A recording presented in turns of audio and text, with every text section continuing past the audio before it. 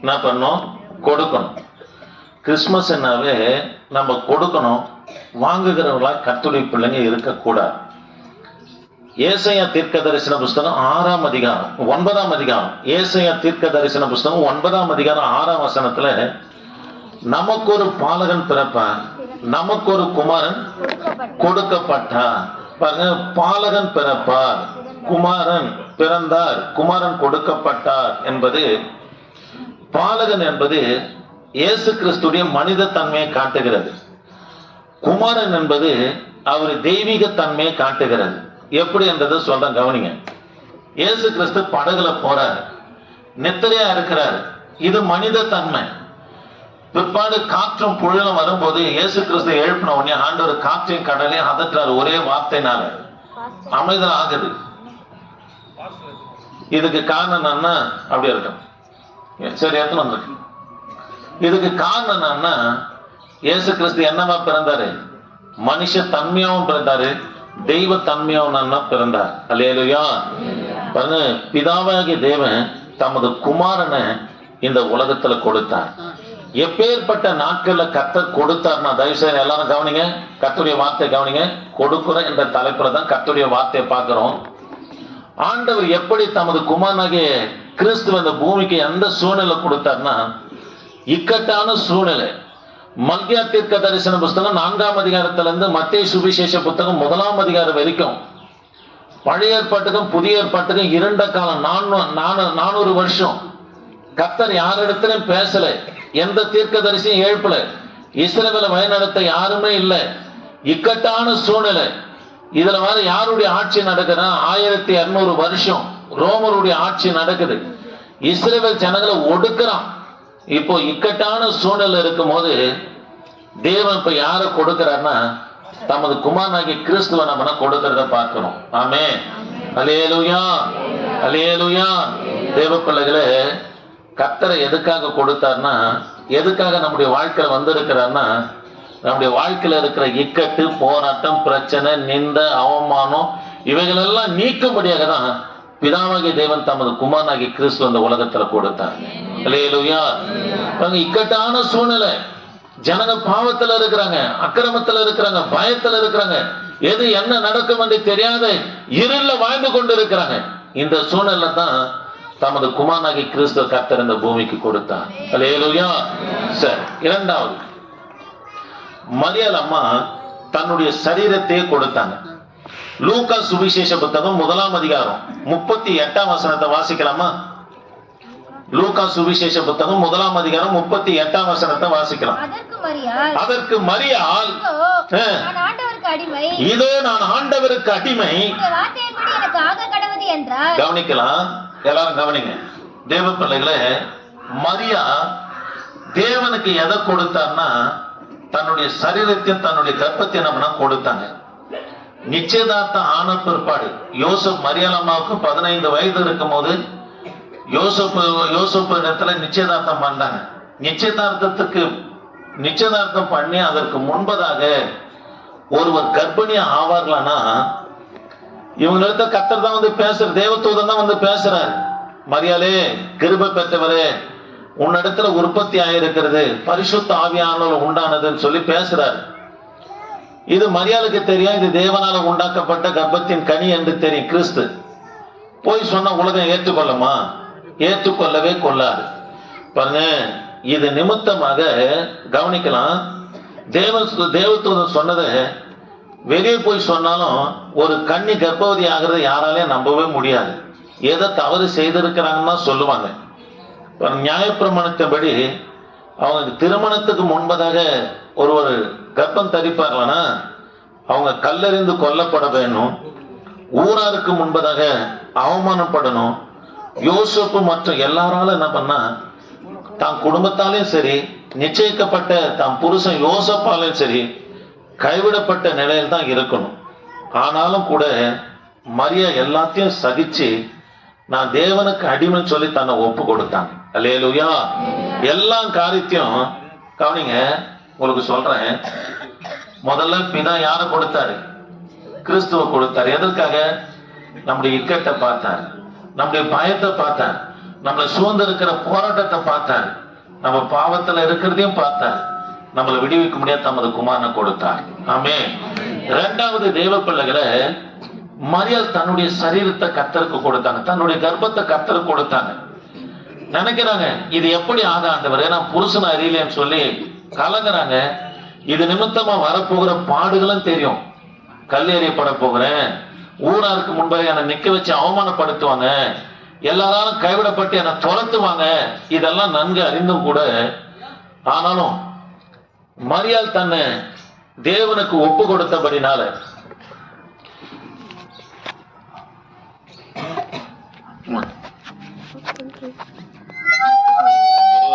ஒரு நிமிஷம்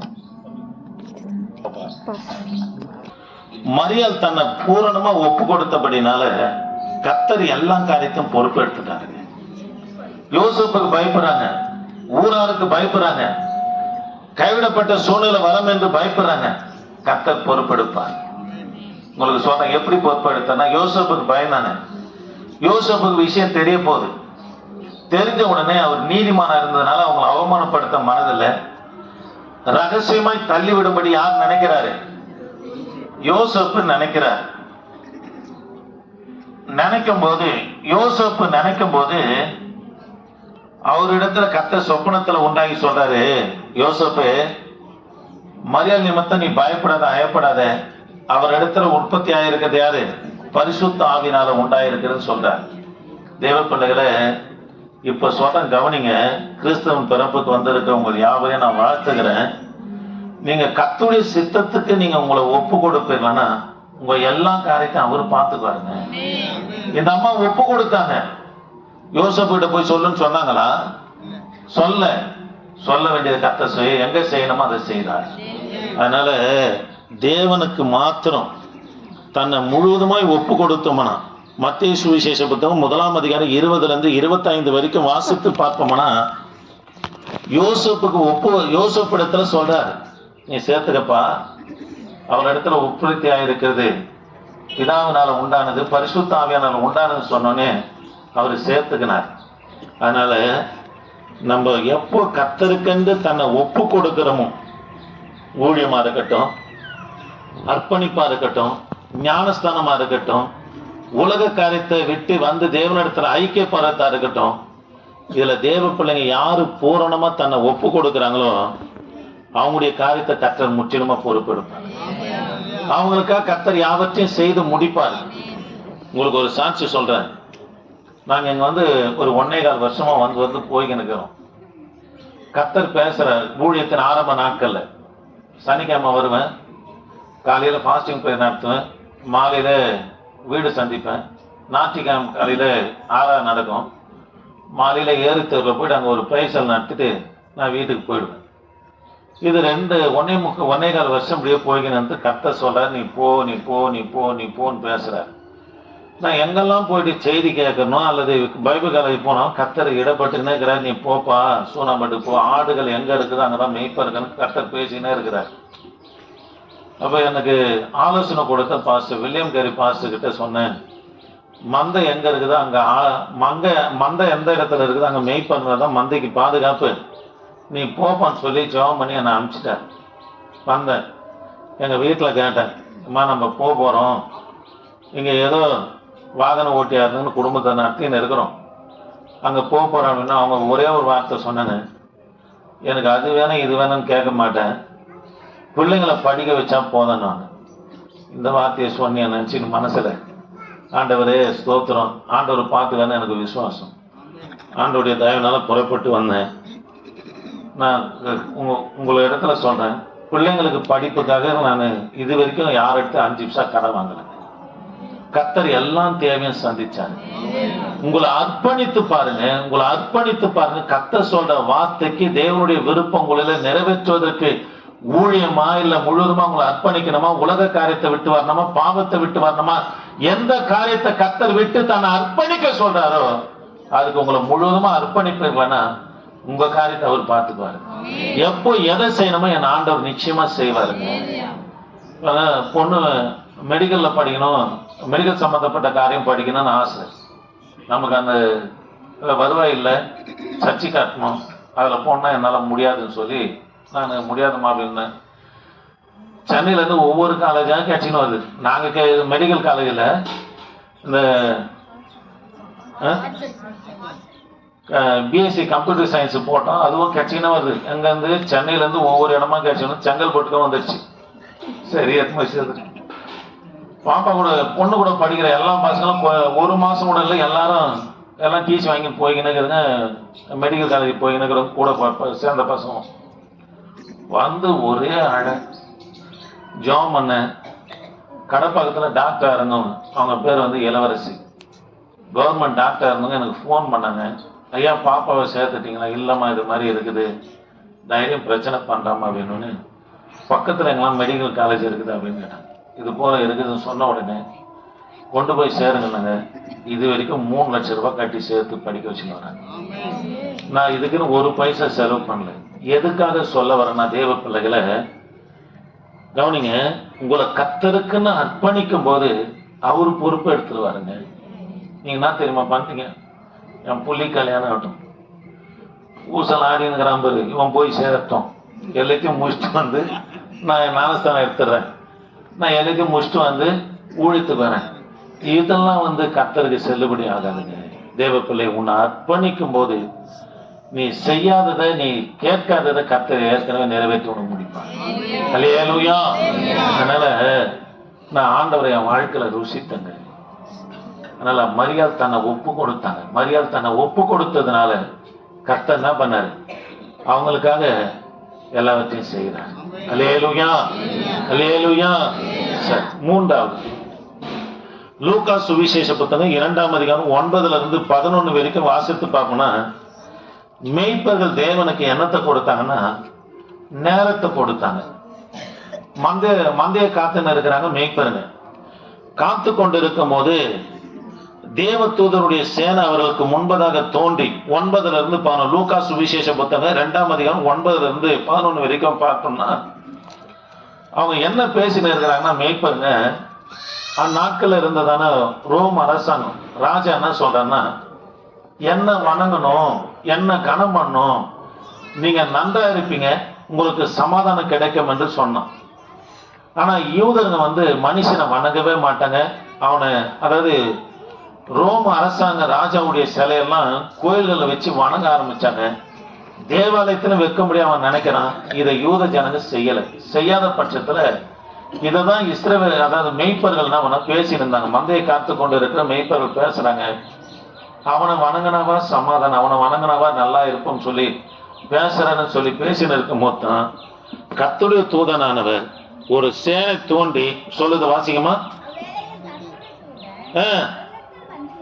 அவரிடத்துல வந்து நின்றான், பிரகாசித்தது, அவர்கள் மிகவும் பயந்தாங்க. பயப்படாதிருங்க, உண்டாக்கும். ஆமென், அல்லேலூயா.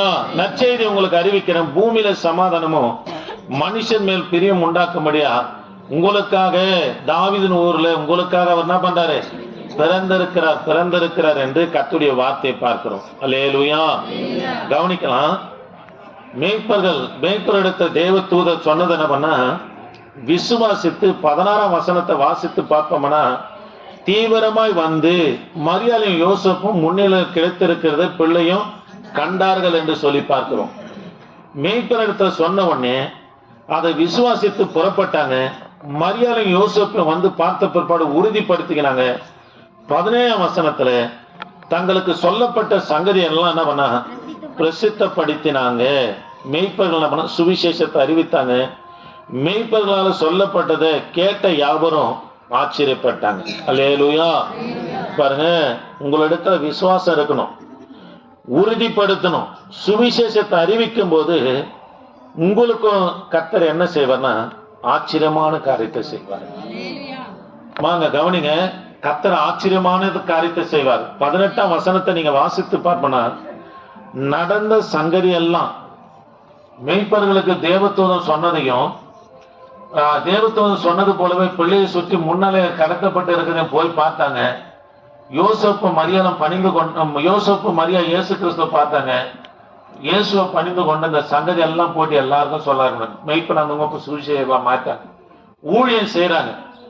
கர்த்தர் என்ன செய்தாராம்? மெய்ப்பர்கள் சொல்லப்பட்டதை கேட்ட யாவரும் என்ன பண்ணலாம்? ஆச்சரியப்பட்டாங்க.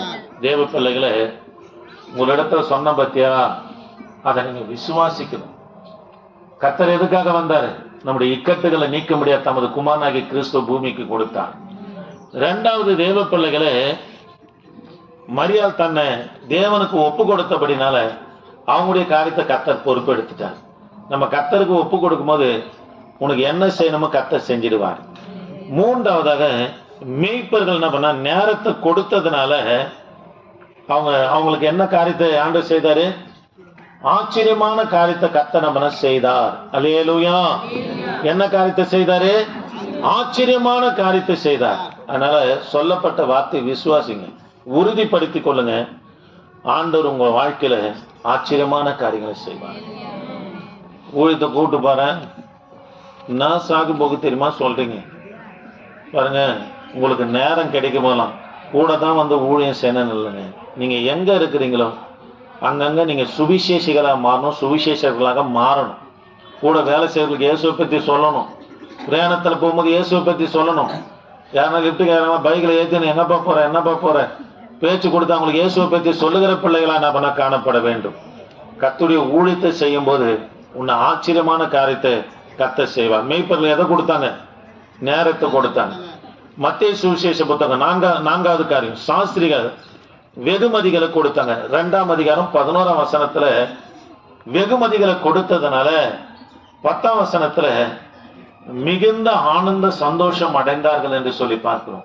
தேவ பிள்ளைகளை, கர்த்தருக்காக நம்ம கொடுக்கும் போது ஆண்டவர் உங்களை என்ன பண்ண மிகுந்த சந்தோஷத்தோடு வைப்பாரு. அல்லேலூயா. கர்த்தருக்காக எதை கொடுக்கணும்? வெகுமதிகளை கொடுக்கணும். சாஸ்திரிங்க வந்தாங்க, பொண்ணையும் தூப வர்க்கத்தையும் வெள்ளை போலத்தை நம்ம கர்த்தருக்கு கொடுத்தாங்க.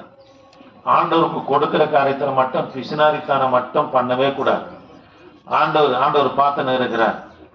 இது வரைக்கும் வீட்டுக்கு நான் முழுசா காணிக்க எடுத்துன்னு போந்துக்கிறேன். சபைக்கும் பிள்ளைகளுக்கும் ஊழியத்துக்கும் செலவு பண்ண மிச்சம் தான் வீட்டுக்கு எடுத்துன்னு போவேன். தேவ பிள்ளைகளை கர்த்தர் சந்தோஷமா வச்சிருக்கிறார். அல்லேலூயா. சார், எதை கொடுக்கணும்? கர்த்தர் எதை கொடுத்தாரு? தமது குமாரனை கொடுத்தார். நம்முடைய இக்கட்டை நீக்க முடியாது. இரண்டாவது, மரியா எதை கொடுத்தாங்க?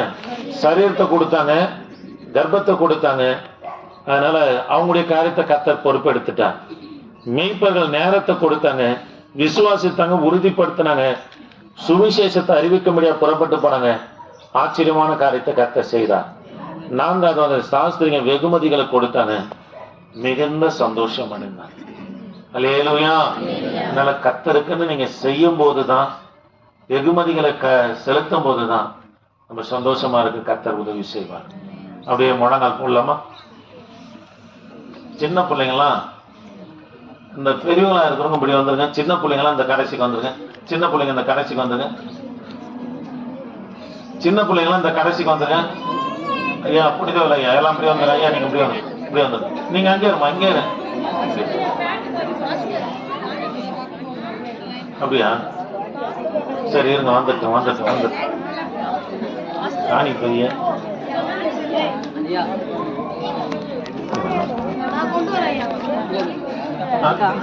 இப்படி உட்காருங்க, இப்படி உட்காருங்க, உட்காருங்க.